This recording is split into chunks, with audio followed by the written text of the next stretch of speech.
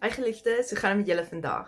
Vir die wat my nie ken nie, my naam is Karen en jy kyk na Smag soos 'n wildspok.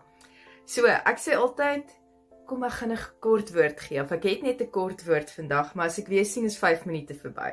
Kom ons kyk of ek dit vandag kan regkry. So, ek is baie lief vir die boek van Hebreërs. Daar is soveel kennis daarin. As 'n mens net dink, weet ons weet nie regtig wie het die boek van Hebreërs geskryf nie. Die teorie is, meeste van dit is deur Paulus geskryf, maar dit sê nie vir ons spesifiek wie die boek bymekaar gesit het of geskryf het of elke hoofstuk nie, maar daar is soveel kennis daarin en dis seker die boek wat ek die meeste lees.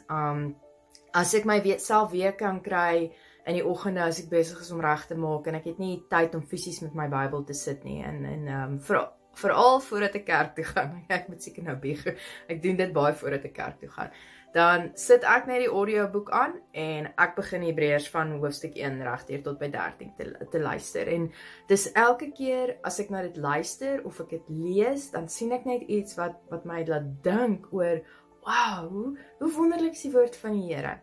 So, die vers wat ek vandag met julle wil bespreek, is Hebreërs 13 vers 16, en ek gaan vir julle uit die Nuwe Lewende Vertaling lees. Moenie versuim om goed te doen en wat julle het met mense in nood te deel nie.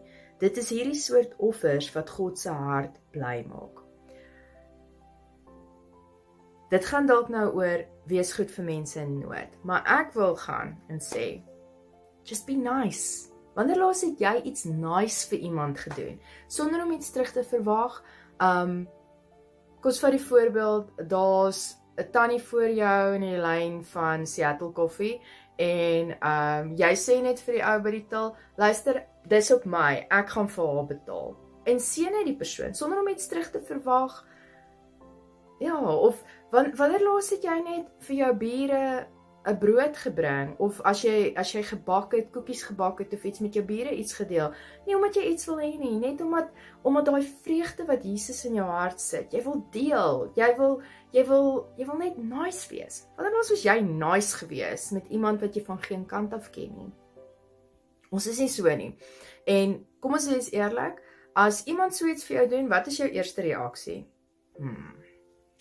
Wat soek hulle? Wat wil hulle vir my hê? Wat soek die persoon? Kan iemand nie net nice wees nie?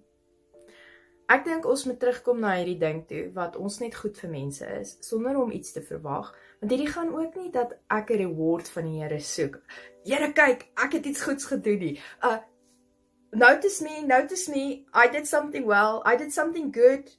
Nee, dit gaan ook nie daaroor nie. Maar as daai vreugde van Jesus jou hart oorneem, gaan jy net die hart van die Here wil hê. En die Here wil altyd goed vir ons wees. Hy wil ons bless. Hy wil saam met ons dinge doen. Hy wil vir ons gee. En ons is baie keer so van, so met watse komplikasie kom dit, of watse vereiste gaan aan my gestel word. Ja, ons is so met mense, ons is so met die Here ook. As die Here iets vir ons doen, wat gaan dit my kos? Hoekom moet dit jou iets kos? Hy's lief vir jou, hy's jou Vader, hy gee om vir jou. Ons moet begin anders te kyk na hierdie ding. So, vandag se boodskap, ons kyk of ons dit onder 5 minute kan hou vandag. Vandag se boodskap, en die Here sit dit so, dis al die hele oggend wat ek dink met hierdie gedagte. Wees nice, be kind to each other. Gaan net uit en wees nice.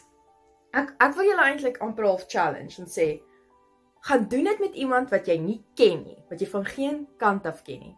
Okay, as jy nou dalk 'n bietjie 'n introvert is en skaam en jy sukkel, gaan oefen dalk eers met iemand wat jy wel ken, wat jy mee gemaklik is, maar bou op na iemand toe wat jy nie van 'n kant af ken nie. 'n vreemdeling, iemand wat jy glad nie ken nie. Jy weet, selfs iemand in jou kerk wat jy nog nooit mee gepraat het nie. Gaan Sondag, stap net na hulle toe en gaan gee vir hulle 'n drukkie en sê, Jesus is lief vir jou. Be kind, be nice. Dit hoef jou nie iets te kos nie.